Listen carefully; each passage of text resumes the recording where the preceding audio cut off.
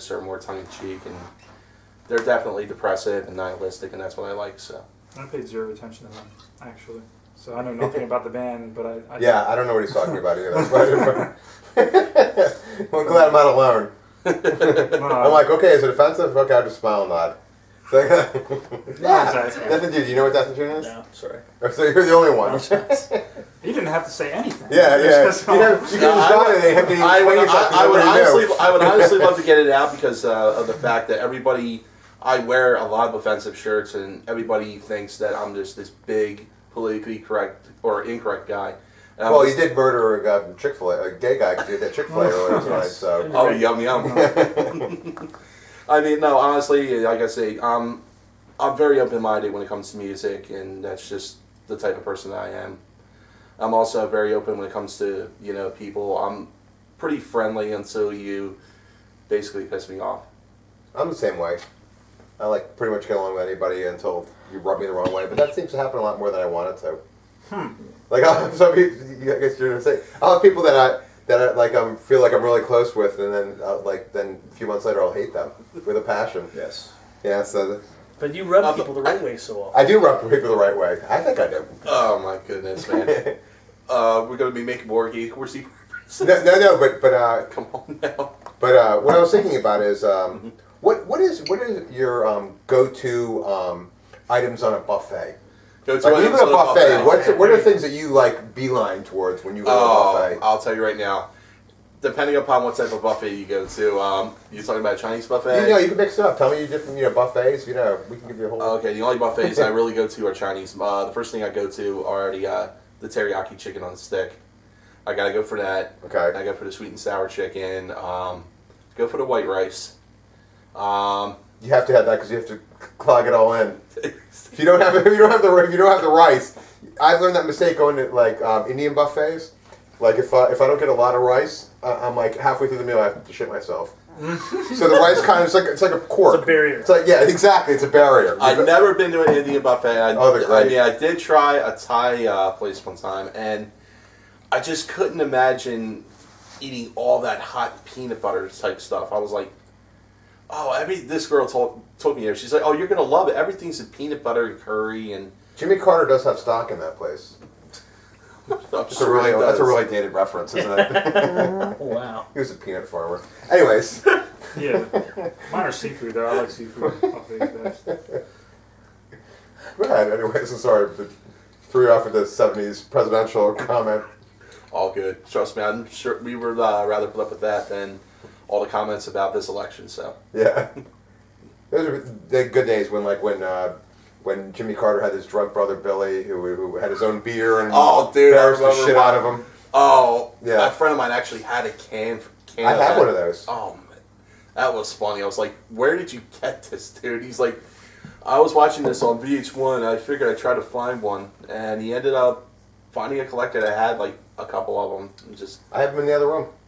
Oh, I'll bring it out for the next clip. We should put out all old beer cans. Act like we were drinking all these old beers.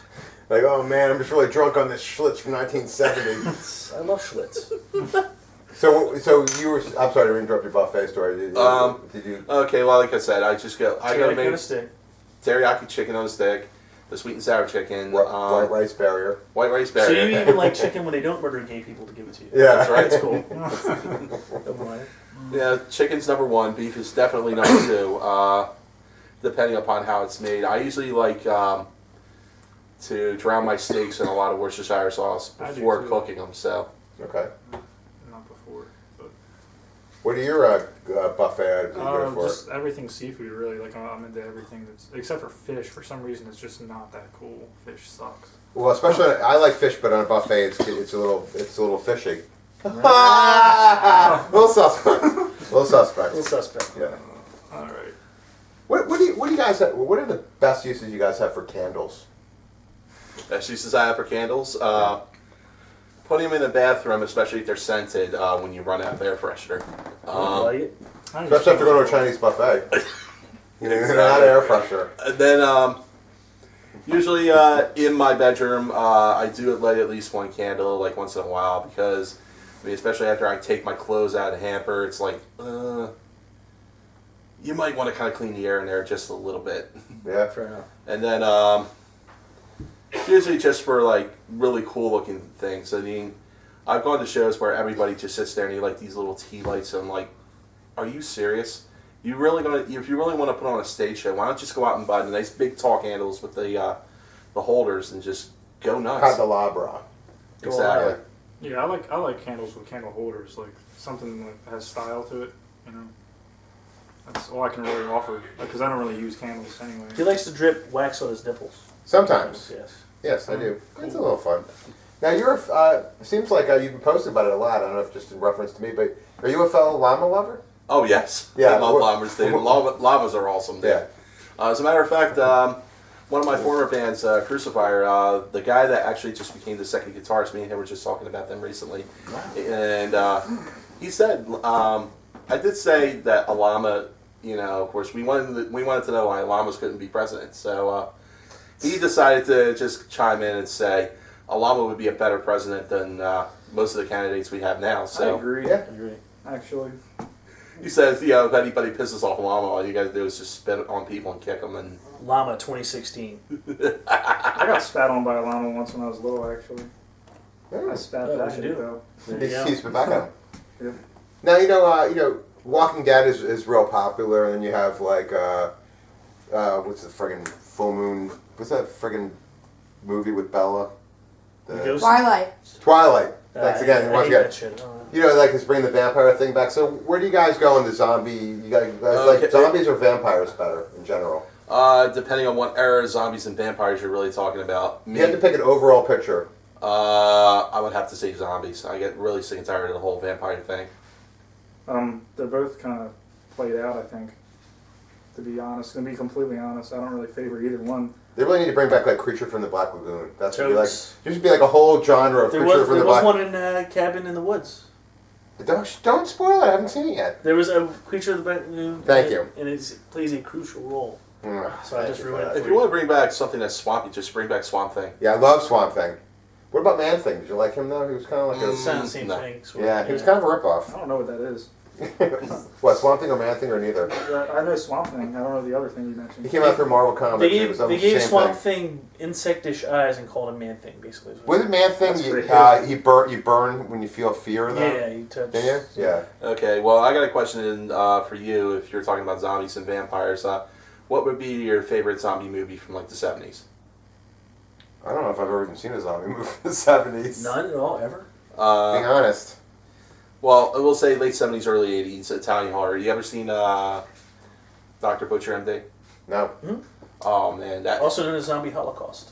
Yes. awesome as hell. When did that come out? That came out in like the late 70s, early 80s. It was one of them Italian films that basically blended cannibals and zombies together, and it was just amazing. It's pretty crazy. I like that. Well, I guess this brings us to the end. And I guess Okay. the last and the most important question I have for you guys is: are you honored to appear on Metal Rules TV? I'm definitely honored just to talk about llamas with you, to share my pooping story, Yeah. and just to tell you about my hatred for hipsters in general. So, Okay, It's and a I guess valid cause. this is I give you an option here, not an option, your chance to promote any projects, albums coming out, anything you guys want to promote. Okay, The well, floor is Can we yours. show the CDs to the camera? Yeah, can you grab them? All right. Cool. This is the very first CD, Beyond the Grave, which we were almost out of print with, actually. Yep. Which I feel lucky to have it, I guess. Yes. Yeah. I will not sell it on eBay yet. And this is the second one with George on vocals, which actually wasn't on this one. That was actually some other guy. Well, I'm not going to like this then, because without Loveland, Now, can't be, I don't know if I can even listen to it. Might go Or on Pain eBay. or Death. And this is a promotional demo. That's a new one. I'm gonna make better copies of this though. The copies of here are shit. Does it come with this special piece of paper? I put that in there Yeah. actually, on purpose because I wanted people to find the Bandcamp link, which I've gotten no responses by anyone, and I've already given out like 100 of them. So it's probably pointless that I did this, but I did. I like it. anyway. It drew my attention right away. Yeah, I like it there. It has a style. You know. Yeah. It's a black and white contrast. and one thing I can definitely say with the New Shadows in the Crypt CD, Cryptic Communications, It's out on Horror Paint or Death Productions. Definitely want to thank Mike Giuliano for helping us out with that. And Nice guy. Just met him the other night for the first time. Oh, he's extremely I cool. met him at Chili Fest, and he can put away some peppers, dude.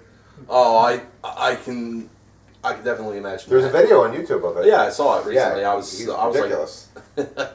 Yeah, I gotta get him here because I want to see him do that.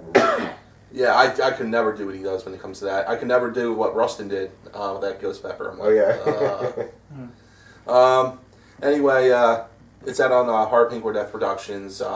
We also have copies to the band. If you want to check our Shadows in the Crypt Facebook page, you can order directly from us. Also, I'd like to take the That's when I take the quick thing. You guys sent me. You contacted me and said, check it out, and I liked it so much that it was within minutes that I contacted them and said sure. Right? Because you contacted me and said I definitely. Do you remember the names of what you listened to? No, all I remember is I went right to it and I was like, these guys are great. So yeah, you can come on the show. Yeah. Awesome.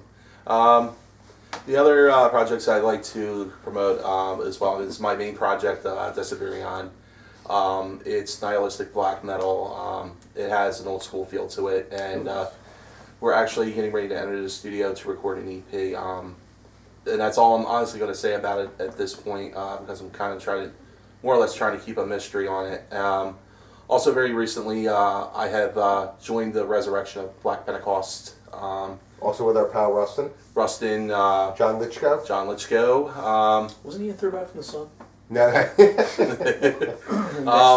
no, but he was on Metal Rolls TV though. My buddy George Minner actually contacted me about maybe 3 or 4 months ago, asking me to be in this band, and I was like so honored for him to ask because of the fact that when I started really getting into black metal, there used to be a store called Rock and Roll Plus right on South Street, and they were Power Records. Yes, and they were buying they had the Black Pentecost demos. I went and actually purchased one. I didn't really know what to expect because at the time I wasn't into like weird noise bands like Abrupt Dome and non-Death and June or anything else like that. I checked it out and I was just like, dude, where did these infernal sounds come from? And I was hearing stories, like reading reviews that the 2 main guys were paying hookers to beat the crap out of them while they were recording, but I was like, no way, this couldn't be true. That's funny. That's what we did last episode. Yeah, you missed it. Oh, that would have been funny, I guess. They paid us. They were huge hookers because they took care of Rustin. Well, you have to go through his beard first to get to him. So. Yeah. Well, if you're going to get him, you should honestly find a guy named Evan. He's actually one of my bandmates, and he does Sagittacia, Ominous Black, and honestly, I think his beard is like way bigger than Rustin's. Wow. We like beards on the show. I'm picturing these people. I don't know either one of them, but you're making them sound like they're like They're all ZZ Top things. like they have to fight to get to their table or something. They're going to eat something. They have to pull it this way or something. They're new contestants Were for they in Lord of the Rings? Yeah. they're new contestants for Beard Wars. That's all it Right. is. So is there anything else, or are you just? Pretty much that's about it. I want to thank everybody for watching the show, and thank you for watching us. So. Yep. Okay. Thank you and pudding. Pudding. Awesome. Wonderful. Metal pudding.